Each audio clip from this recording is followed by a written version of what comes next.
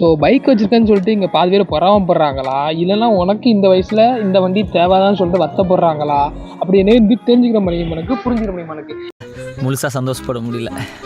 ஏன்னா நம்ம நமக்கு ஆசைப்பட்டு ஒரு பொருளை வாங்கிட்டோம். அது நம்ம கடன் கொடுத்து வாங்குகிறோம், நம்ம காசு கையில் ரெடி பண்ணி வாங்குகிறோம், இல்லை சேர்த்து வச்சு வாங்குகிறோம். வாட் எவர் உங்களுக்கு ஒரு விஷயம் பிடிச்சிருக்கு அப்படின்னா நீங்கள் அதில் இன்வெஸ்ட் பண்ண தான் செய்வீங்க.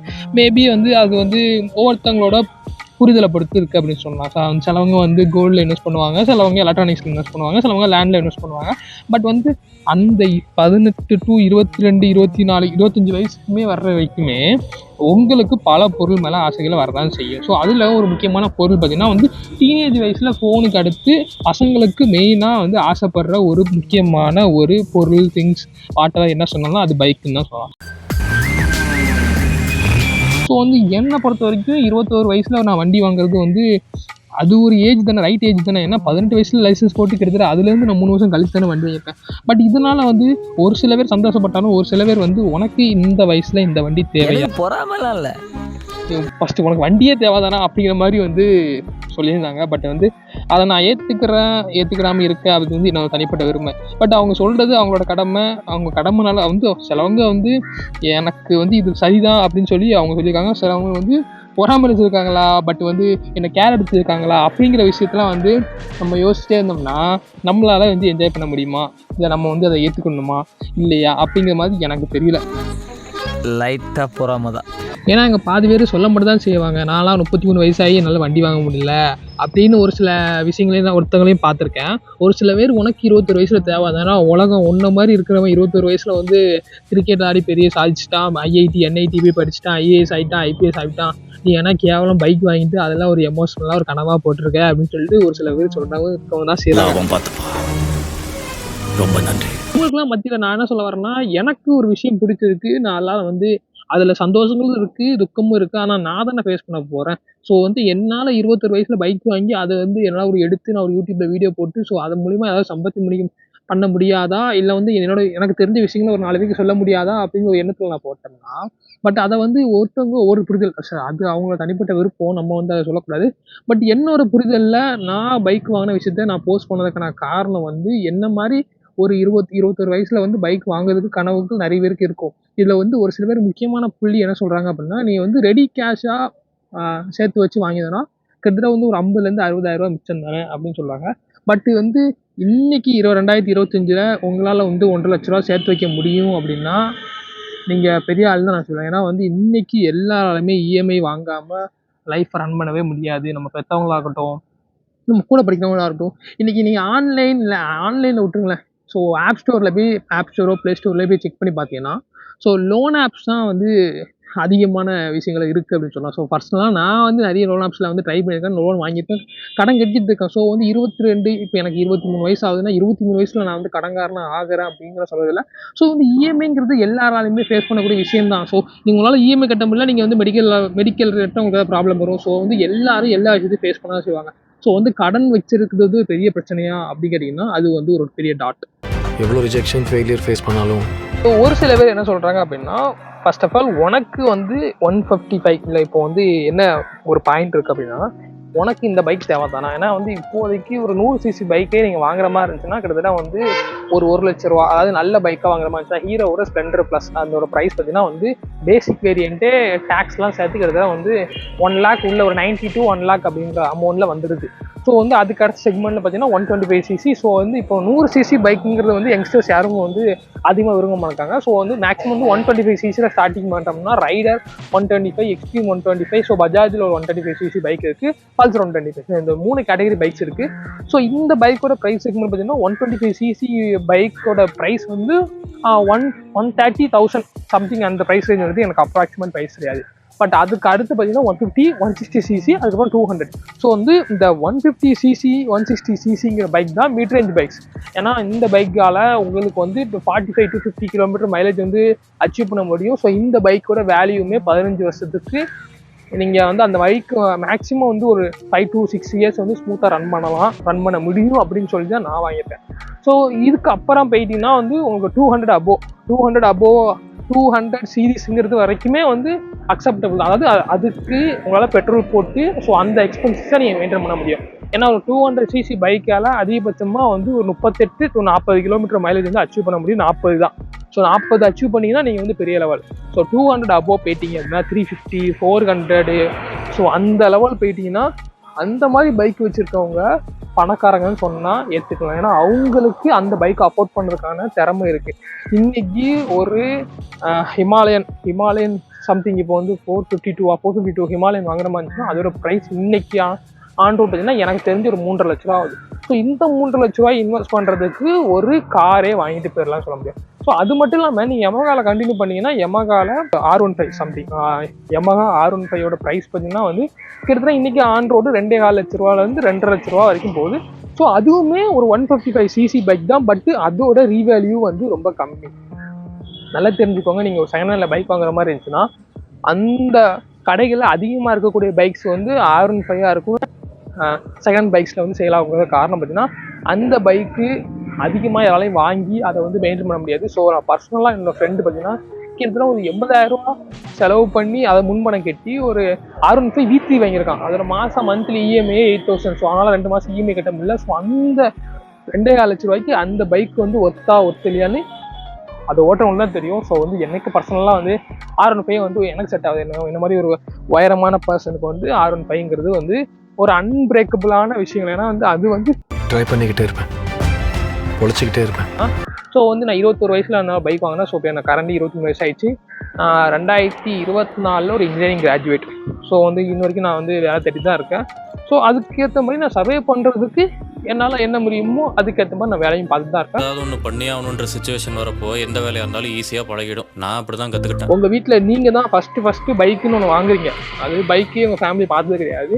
ஸோ வந்து சைக்கிளுக்கு அடுத்து டேரெக்டாக நீங்கள் வந்து பைக்கை பார்க்கும்போது அது வந்து செகண்ட் ஹேண்டில் வாங்கணும் என்ன வந்துச்சு அப்படின்னாலுமே அதுவுமே வந்து செகண்ட் ஹேண்டில் வாங்குற மாதிரி இருந்துச்சுன்னா இன்றைக்கி இந்த 2024 2025 சிச்சுவேஷனில் ஒரு செகண்ட் ஹேண்ட் பைக் வாங்கினாலும் நல்ல பைக்காக வாங்கும்போது ஒரு 30,000 to 40,000 ஆகும். ஒரு ஸ்ப்ளெண்டர் பைக் நீங்கள் வாங்குற மாதிரி இருந்துச்சுனாலும் 30,000 ரூபாய்க்கு மேலே தான் இருக்கும். நான் என்ன யோசனா 30,000 ரூபா கொடுத்து நான் ஒரு செகண்ட் ஹேண்ட் பைக் வாங்கி அதில் வர ப்ராப்ளத்தை ஃபேஸ் பண்ணுறதுக்கு எனக்கு பிடிச்ச பைக்கை லாங் டேர்மாக யூஸ் பண்ணுறதுக்காக ஒரு இன்வெஸ்ட்மெண்ட். ஸோ வந்து நீங்கள் யோசிக்கலாம், 2024 பைக் வாங்கியிருக்கேன். ஸோ என்னோட டவுன் பேமெண்ட் பார்த்தீங்கன்னா 22,000 ரூபா. அப்போ டவுன் பேமெண்ட்டு கிட்டத்தட்ட வந்து இந்த பைக்கோட EMI பார்த்தீங்கன்னா வந்து 12, 24, 35 மாதம் நான் EMI கட்டணும். கிட்டத்தட்ட 3 வருஷத்துக்கு ஒரு மாதம் தான் கம்மி. ஸோ அப்படி 35 மாதம் நான் EMI கட்டுற மாதிரி இருந்துச்சுன்னா 2024 2027 வரைக்கும் நான் வந்து EMI கட்டுற மாதிரி இருக்கும். ஸோ 2027 பிப்ரவரி வரைக்கும் நான் EMI கட்டணும். கிட்டத்தட்ட ஒரு 3 வருஷம் என்னோட EMIலேயே என்னோட பைக் வந்து போகுது. ஸோ அது வரைக்குமே நான் வந்து செகண்ட் ஓனராக இருக்கிறேன். ஸோ நல்லா தெரிஞ்சுக்கோங்க, இன்றைக்கி 2024 சம்திங் 2024 25 இந்த பீரியடில் நீங்கள் ஒரு பைக் வாங்குற மாதிரி இருந்துச்சுன்னா அதோட லைஃப் ஸ்பேனை வந்து 15 வயசு வரைக்கும் சொன்னாலும் நம்ம எவ்வளோ பொண்ணே பூவேன்னு பார்க்குறோமோ அதை பொறுத்து தான் இருக்குது. ஸோ வந்து இது வந்து ஒவ்வொருத்தவங்களோட தனிப்பட்ட விருப்பம். ஸோ வந்து நான் என்ன திரும்பவும் சொல்ல வரேன்னா 200cc உள்ள எல்லா பைக்ஸுமே வந்து எல்லாராலுமே வாங்க முடியுங்க. அது வந்து இல்லை வந்து நான் வந்து கடனே வாங்கக்கூடாது, எனக்கு EMI கட்டக்கூடாது, நான் வந்து ஃபஸ்ட் கிளாஸ் ஃபுல் பேமெண்ட் கொடுத்து வாங்குற மாதிரி இருக்குது அப்படின்னா நீங்கள் என்ன பண்ணணும்னா அதுக்கேற்ற மாதிரி வந்து ஒரு 18 வயசில் நீங்கள் சப்போஸ் 21 வயசில் நீங்கள் காலேஜ் படித்து முடிக்கிங்க அப்படின்னா உங்கள் 22 வயசில் உங்கள் 15,000 சம்பளத்துக்கு வேலைக்கு போகிறீங்க அப்படின்னா உங்களோட செலவு போக மாதம் வந்து ஒரு 2,000 ரூபா இல்லை ஒரு 3,000 ரூபா உங்களால் சேர்த்து வைக்க முடியும் அப்படின்னா நீங்கள் கிட்டத்தட்ட எத்தனை வருஷம் நீங்கள் வேலை பார்க்கணும். ஸோ இயர்லி 22 வயசில் நீங்கள் வந்து ஒரு 15,000 சம்பாதி வாங்கினா 23 வயசில் அந்த 15,000 நீங்கள் 20,000 ஆகலாம், நான் 15,000 30,000 டபுள் மடங்காகும். ஸோ வந்து உங்களோட கணக்குப்படி என்னோட கணக்குப்படி என்ன ஆகுது அப்படின்னா நீங்கள் 22 வயசுலேருந்து 25 வயசுக்குள்ளே தான் நீங்கள் 1,00,000 ரூபாய் சேர்த்துக்க முடியும். ஸோ இந்த லைஃப் ஸ்பேன் பீரியடுக்குள்ளே நம்ம ஃபேமிலியில் நிறைய பேருக்கு நிறைய ப்ராப்ளம்ஸ் வரையும் நிறைய விஷயத்தை ஃபேஸ் பண்ணுவோம். நிறைய லைஃப் சைக்கிளில் பார்க்க முடியும் இருக்கும், கல்யாணம் இருக்கும், சிலவங்களுக்கு மெடிக்கல் ப்ராப்ளம்ஸ் இருக்கும். ஸோ ஒவ்வொரு விஷயத்தையும் யோசித்து நீங்கள் வந்து காசு சேர்த்து வைக்கிற மாதிரி இருந்துச்சுன்னா நீங்கள் பைக் வாங்குறதுக்குள்ளே அந்த பைக்கே ஸ்டாப் பண்ணி அடுத்த மாடல் வந்துடும். ஸோ உங்களுக்கு பைக்குங்கிறது அத்தியாவசியமாக இல்லை அனாவசியமாக நீங்கள் புரிஞ்சுக்கணும். ஸோ எனக்கு பைக் அத்தியாவசியமாக தேவைப்பட்டுச்சு, அதனால நான் வந்து பைக் வாங்கினேன். பட் இதனால என்ன சொல்ல வரேன்னா நான் வந்து கடன் வாங்கி அதை பார்த்தீங்கன்னா வந்து EMI கட்டி வாங்குற அளவுக்கு நான் ஏன் அந்தளவுக்கு போனேன் அப்படின்னா என்னால் என்னோட அமௌண்ட்டை வந்து கிட்டத்தட்ட வந்து 1,59,000 நான் வாங்கும்போது என்னோட பைக் பார்த்தீங்கன்னா 1,59,000 ஆன் ரோடு. ஸோ 1,59,000 ஆன் ரோடால் ஒரு மிடில் கிளாஸ் ஃபேமிலியில் வாழ்கிற பையனால் 1,59,000 ரெடி பண்ணுறது இம்பாசிபிள்னு சொல்ல மாட்டேன், அது ரொம்ப கஷ்டம். ஸோ அந்த டைமில் எனக்கு பைக்கு தேவைப்பட்டுச்சு, நான் ஆசைப்பட்டேன்னு நான் சொன்னோம்னா நான் கண்டிப்பாக அதுக்கு என்னென்ன வழிகள் இருக்கோ அதை நான் ட்ரை பண்ண தான் செய்வேன். ஸோ இன்றைக்கும் சொல்கிறேன், என்னோடய பைக்கு கிட்டத்தட்ட வந்து எல்லாமே இஎம்ஐ, ஸோ இன்ட்ரெஸ்ட் எல்லாமே சேர்த்து கிட்டத்தட்ட வந்து 2,10,000 வருது. ஸோ வட்டி மட்டுமே, இன்ட்ரெஸ்ட் மட்டுமே 55,000, ஒரு வருஷத்துக்கு 16,000 இன்ட்ரெஸ்ட்டு, 3 வருஷத்துக்கு பார்த்தீங்கன்னா 47,000 சம்திங் இன்ட்ரெஸ்ட்டு, ப்ராசஸிங்லாம் சேர்த்து கிட்டத்தட்ட on roll plus interest plus final amount பார்த்தீங்கன்னா 2,10,000. அது போக 2024 2025 வரைக்கும் என்னோடய பைக்கில் 2 தடவை ஆக்சிடென்ட் ஆயிருக்கு. ஸோ 2 தடவை ஆக்சிடென்ட்லுமே என்னோடய பைக்குக்கு மட்டுமே கிட்டத்தட்ட வந்து 33,000 செலவு பண்ணியிருக்கேன். அதை தாண்டி என்னோடய பைக்கு இது வரைக்கும் 2025 வரைக்கும் நான் ஓட்டின கிலோமீட்டர் பார்த்தீங்கன்னா 16,000 கிலோமீட்டர் ஓடிருக்கேன். ஸோ ஒரு வருஷத்துல நான் அதிகபட்சமாக என்னோடய பைக்கை வந்து யூஸ் பண்ணல. ஸோ ஒவ்வொருத்தவங்க ஒவ்வொரு மாதிரி அவங்களோட பைக் யூஸ் பண்ணுவாங்க. பட் எனக்கு என்னோடய பைக் வந்து ரொம்ப முக்கியமான விஷயமா பட்டுச்சு. ஸோ எல்லாருக்குமே வாழ்க்கையில் எந்த பொருளாக இருக்கட்டும், அது முதல் ஃபோனாக இருக்கட்டும், முதல் பைக்காக இருக்கட்டும், அது கொஞ்சம் இம்பார்ட்டண்டான விஷயமா இருக்கும். இதோட பெஸ்ட் எக்ஸாம்பிள் என்ன சொல்லணும் பார்த்தீங்கன்னா, நம்ம பேரண்ட்ஸ் ஆகட்டும், இல்லை நீங்கள் வந்து படத்தில் காமிச்சதாகட்டும், ஒரு ஐடி செக்டாரில் வேலை பார்க்குற ஒரு சாஃப்ட்வேர் இன்ஜினியரோ, இல்லை வந்து எனிதிங் நீங்கள் ஒரு மாதம் ஒரு 35,000 40,000 சம்பளம் வாங்குற மாதிரி இருந்துச்சு அப்படின்னா, உங்ககிட்ட வந்து அந்த அமௌண்ட்ல இருந்து உங்களோட சேவிங்ஸும் பார்த்தீங்கன்னா வந்து ரொம்ப கம்மி. மேக்ஸிமம் அந்த செலவு எல்லாமே இஎம்ஐஸ் ப்ளஸ் டெய்லி செலவுகள், ஸோ இந்த மாதிரி மெடிக்கல் எக்ஸ்பென்ஸ் சொல்லிட்டு பார்க்குற எல்லா மிடில் கிளாஸ் லைஃப்லேயுமே வந்து கடன் இல்லாத வாழ்க்கையே இருக்காது. ஸோ அந்த மாதிரி இருக்கவங்கலாம் வந்து பைக் வாங்காமல், கார் வாங்காமல் லைஃப்பில் சந்தோஷப்படாமல் இருக்காங்களா? நான் வந்து வாழ்க்கையில் கடனே வாங்கக்கூடாது, எனக்கு எல்லா பொருளுமே வேணும்னா, நீங்கள் அப்போனா வந்து 25 வயசில் 23 வயசில் நீங்கள் வேலைக்கு போனீங்கன்னா 50 வயசுல தான் நீங்கள் எல்லாமே பண்ண முடியும். அப்போ 50 வயசாக கல்யாணம் பண்ண முடியுமா? ஸோ 25 வயசுலேருந்து 30 வயசுல கல்யாணம் பண்ணால் தான் மக்களுக்கு தேவைப்படுற விஷயங்கள் ஒரு சில விஷயங்கள் இருக்கும். ஸோ தேவையில்லாத விஷயங்கள் நிறைய இருக்குது, நம்ம அதை பற்றிலாம் சொல்ல விரும்பல. ஸோ இன்றைக்கி இந்த ஓடிடி ஜென்ரேஷனில் வந்து செலவுங்கிறது வரதான் செய்யும். இன்றைக்கி நல்லா தெரிஞ்சுக்கோங்க, 50,000 சம்பாத்தியம் பண்ணுற ஒரு தனி நபருக்கு கிட்டத்தட்ட 50,000 தாண்டியுமே மாச செலவு வரதான் செய்யும். இந்த மாசம் salary 25,000 ஆகும்னு வச்சுக்கோங்க. அப்புறம் போக வர செலவு அது இதுன்னு ஒரு 10,000. நல்லா தெரிஞ்சுக்கோங்க, நீங்க வாங்குற எந்த பொருளுமே அனாவசியமா அத்தியாவசியமா அப்படிங்கிறத தெரிஞ்சுக்கோங்க. ஸோ வந்து ஒவ்வொருத்தங்களுக்கு ஒவ்வொரு விஷயம் ஒவ்வொரு மதிப்பு இருக்கும். ஸோ சிலவங்க வந்து கோல்டில் இன்வெஸ்ட் பண்ணுவாங்க. ஸோ அது வந்து ஒரு செக்யூரிட்டி மாதிரி. ஸோ இன்னைக்கு கோல்டோட ரேட்டு வந்து பர் பவுனுக்கு வந்து கிட்டத்தட்ட வந்து 1,00,000 ரூபா அபோவ் போயிடுச்சு. சரி, இதே நம்ம ஒரு 10 வருஷம் முன்னூட்டி தங்கம் வாங்கினோம்னா இன்றைக்கி நம்ம ராஜாவாக இருக்கலாம். ஸோ வந்து அதே மாதிரி ஒரு 10 வருஷத்துக்கு முன்னக்கூட்டி நீங்கள் வந்து பைக் வாங்கியிருந்தீங்க அப்படின்னா அந்த பைக்கை இந்த காலத்தில் ஓட்டும் போது அந்த பைக்கை பொறுத்து தான் அந்த வேல்யூ இருக்குது. ஸோ நீங்கள் 2010 உள்ள ஸ்ப்ளெண்டர் ப்ளஸை எடுத்துகிட்டு வந்து இப்போ கொடுத்து ஓட்டுறீங்கன்னா அது வந்து அதில் 100%ல 50% எனக்கு அந்த பைக்கை வேணாம்னு சொல்லுவாங்க. அதே நீங்கள் 2010 உள்ள புல்லட் எடுத்து இந்த 2025 கொடுத்து பார்த்தீங்கன்னா 100 பேருக்கு இன்னும் 100 பேர் எனக்கு அந்த பைக்கை வேணும்னு சொல்லுவாங்க. ஸோ பொருளை பொறுத்து அந்த வேரியேஷன் மாறதான் செய்யும். ஸோ அதனால வந்து நம்ம சூஸ் பண்ணுற ப்ராடக்ட்டு நமக்கு சாட்டிஸ்ஃபை ஆகுதா, நமக்கு பிடிச்சிருக்கான்னு பார்க்கணும்.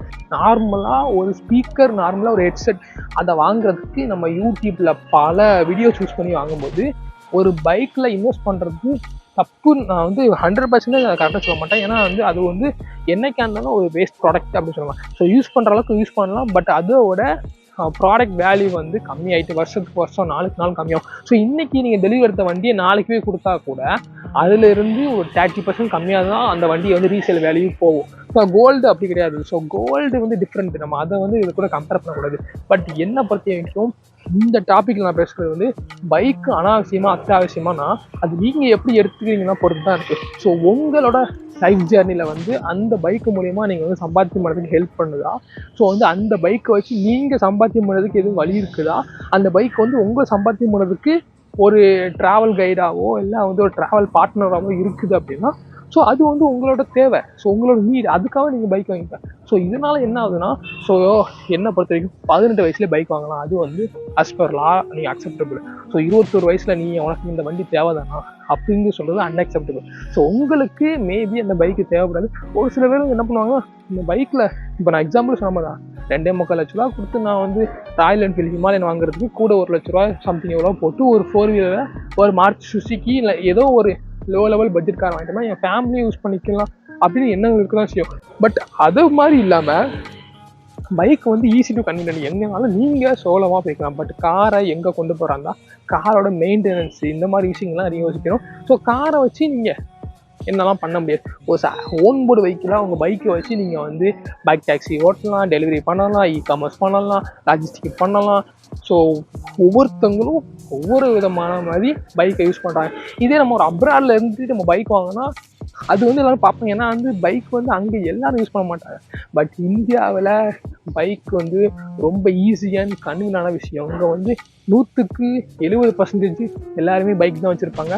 ஸோ வீட்டுக்கு ஒரு பைக் இருக்கும், இல்லாமல் இருக்காது. எல்லார் வீட்லேயுமே ஒரு காலத்தில் இப்படி சைக்கிள் இருந்துச்சோ, ஸோ இந்த மாதிரி இந்த காலத்தில் எல்லாருக்கிட்டையுமே 100cc பைக்கு தாண்டி இப்போ எல்லார் வீட்லேயுமே புல்லட்டே ஈஸியாக வர ஆரம்பிச்சிட்டு.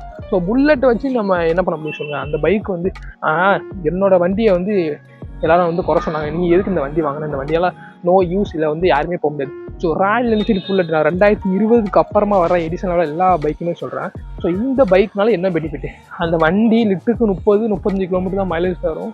ஸோ அது மட்டும் இல்லாமல் அந்த வண்டியெல்லாம் நீங்கள் வந்து ஒரு ரேப்பிடோ பைக் டாக்ஸி யூஸ் பண்ண முடியாது, ஒரு ஸ்விக்கி ஜொமேட்டோக்கு யூஸ் பண்ண மாதிரி இருந்துச்சுன்னா உங்களுக்கு அதில் லாபமே இருக்காது. லிட்டருக்கு 30 கிலோமீட்டர் தரும். ரேப்பிடோவில் நீங்கள் ஒரு கிலோமீட்டருக்கு 10 ரூபா தருவாங்கன்னு வச்சுக்கோங்க. நீங்கள் 1 லிட்டர் பெட்ரோல் போட்டிங்கன்னா உங்களால் 30 கிலோமீட்டர் 300 ரூபா சம்பாதிக்க முடியும். அப்படின்னா அந்த 300 ரூபாவில் ஸோ வந்து வண்டியோட லாஸு இந்த மாதிரி பல விஷயங்கள், அதாவது பிரேக் த்ரோன்னு சொல்லுவாங்க, அதாவது இங்கேருந்து பிக்கப் பண்ணுற விஷயங்களுக்கும் காசு தர மாட்டாங்க, ட்ராப் பண்ணுறதுக்கு தான் காசு தருவாங்க. ஸோ இந்த மாதிரி பல இதாக இருக்கும்போது என்னோட கன்க்ளூஷன் இல்லை என்னோட ஒரு பெரிய அழுத்தமான பாயிண்ட் பண்ணுறதுனா வந்து ஒரு 100cc 200cc பைக் வாங்கினீங்கன்னா அந்த பைக்கை நீங்கள் ட்ராவல் பண்ணுறதை தாண்டி சம்பாத்தியம் பண்ணுறதுக்கும் அந்த பைக்கை நீங்கள் யூஸ் பண்ணிக்கலாம்னு சொல்ல வரேன். ஸோ அது வந்து any type of income source இருக்கலாம். பட் வந்து அபவுட் 200 போகும்போது அது வந்து ஸ்பீடாக போகும். ஸோ அதனால் லைஃப் ரிஸ்க் ஆகலாம். ஸோ மேபி அதில் இருக்கிற மெயின்டெனன்ஸ் காஸ்ட்டுமே வந்து 200cc அதிகமாக இருக்கிற பைக்கோட மெயின்டெனன்ஸ் காஸ்ட்டு 200cc பிலோ இருக்கிற பைக்கோட மெயின்டெனன்ஸ் காஸ்ட்டை கம்பேர் பண்ணிங்கன்னா ஹியூஜ் டிஃப்ரென்ஸ் இருக்கும். ஸோ அதனால் இப்போ எக்ஸாம்பிளுக்கு நல்லா எடுத்துக்கோங்க, இந்த ராயல் என்ஃபீல்டில் கான்டினென்டல் 650 GTன்னு ஒரு பைக் இருக்குது. ஸோ அந்த பைக்கோட ஆன் ரோடு ப்ரைஸ் பார்த்தீங்கன்னா கிட்டத்தட்ட வந்து 4 lakh உள்ளே வருது. ஆன் ரோட் அது எக்ஸாக்டான ஆன் ரோட் பிஸ்டர் இல்லை, பட் 4 lakh உள்ளே வரும். அந்த பைக்கை வாங்கி நான் வந்து ரீல்ஸ் போட்டு நான் 25 வயசில் நான் கடை வாங்கி பைக் வாங்கிட்டேன்னு சொன்னால் எல்லோரும் வந்து என்னை வந்து அடிக்கலாம் மிதிக்கலாம், நான் வந்து எடுத்துக்குவேன். பட் நான் வாங்கின பைக்கு ஒரு அத்தியாவசியமான பைக்கு. பட் வந்து எனக்கு அது பிடிச்சமான ஸ்டைலிஷாக வந்து வச்சுக்கிட்டேன். நான் வந்து இந்த திருநெல்வேலி சிட்டிக்குள்ளேயே இருக்க மாட்டேன். நான் வந்து நாளைக்கு சப்போஸ் எனக்கு வேலை கிடச்சி நான் அதர் ஸ்டேட்டு போகிற மாதிரி என்னோடய பைக் கொண்டு போய் அங்கேயுமே யூஸ் பண்ணும்போது எனக்கு பை ரோடாக போகலாம், பை எதுக்கோ பை ரோடு போகிற மாதிரி இருந்துச்சுன்னா நான் பைக் ஓட்டு போவேன். ஸோ அந்த மாதிரி இருக்கும்போது நான் லாங் கொண்டு போகும்போது எனக்கு என்னோடய பைக் வந்து அந்த இடத்துல எந்த ஒரு ப்ராப்ளம் ஃபேஸ் பண்ணக்கூடாது, அதனால நான் வாங்கியிருக்கேன். ஸோ இதனால் வந்து நம்ம யூஸ் பண்ணுற பைக்கு வந்து நிறைய பேர் குறை சொன்னாலும் எண்ட் ஆஃப் த டேயில் வந்து என்னோடய பைக்கு எனக்கு ரொம்ப ஸ்பெஷல். நீங்கள் சூஸ் பண்ணுற பைக்கு உங்களுக்கு ஸ்பெஷல் நீடை தாண்டி அதனால் உங்களால் அந்த பைக்கை லைஃப் லாங் கொண்டு கண்டினியூ பண்ண முடியுமா? ஸோ நீங்கள் வாங்குகிற பைக்கோட விலை வந்து 3 லட்ச ரூபா 4 லட்ச ரூபா இருக்கும். ஸோ நான் ரொம்ப முக்கியமான விஷயம் சொல்கிறேன், நான் வந்து அப்பாச்சி வாங்குறதுக்கு முன்னாடி எக்ஸ்பல்ஸ் 210 வாங்கணும், 200 வாங்கணும்னு ஆசைப்பட்டேன். ஸோ அதை வாங்குறதுக்கு பதிலாக இதை வாங்குறது எனக்கு வந்து ஒரு பெரிய ப்ளஸ்ன்னே சொல்லலாம். ஏன்னா அந்த பைக்கு வந்து நான் கிட்டத்தட்ட ஆன் ரோடு ப்ரைஸ் வந்து இப்போ பார்த்தீங்கன்னா 2,25,000 வருது. ஸோ 210 2 lakhs 2.25 லட்ச ரூபா. ஸோ அதுக்கு மினிமம் டெபாசிட் அமௌண்ட் பார்த்தீங்கன்னா வந்து ஒரு 60,000 செலவு பண்ணுற மாதிரி இருக்கும். ஸோ வட்டிலாம் சேர்த்து அந்த பைக் 3 லட்ச ரூபா வரும். ஸோ 3 லட்ச ரூபா கொடுத்து அந்த வண்டியை வாங்கும்போது எனக்கு அதை விட கிட்டத்தட்ட வந்து 1 lakh கம்மியாக கிடைக்கும்போது பெட்டராக மைலேஜ் கிடைக்கும். ஸோ அதை வந்து என்னால் வந்து ரீசேல் வேல்யூமே வந்து என்னோடய அப்பாச்சி வண்டிக்கு ஓரளவுக்கு டீசெண்டாக ப்ரைஸ் கிடைக்கும். அது மட்டும் இல்லாமல் மெயின்டெனன்ஸ் காசு ரொம்ப கம்மி. ஸோ இந்த கண்டென்ட் போகிறதுக்கான ஒரு முக்கியமான விஷயம் பார்த்தீங்கன்னா வந்து பைக்கு வந்து நீங்கள் அனாவசியமாக அத்தியாவசியமாங்கிறது நீங்கள் எப்படி எடுத்துக்கிறீங்க பொறுத்தா இருக்குது. ஸோ நான் இந்த கண்டென்ட்டில் என்ன சொல்ல வரேன்னா எனக்கு பைக் வந்து அத்தியாவசியமான ஒரு பொருளாக இருக்குது. ஸோ நான் சூஸ் பண்ண பைக்கு எனக்கு பெர்ஃபெக்டாக பிடிச்சிருக்கு, கிடச்சிருக்கு, அதை வச்சு நான் வந்து என்ஜாய் பண்ணுறேன், அவ்வளோதான்.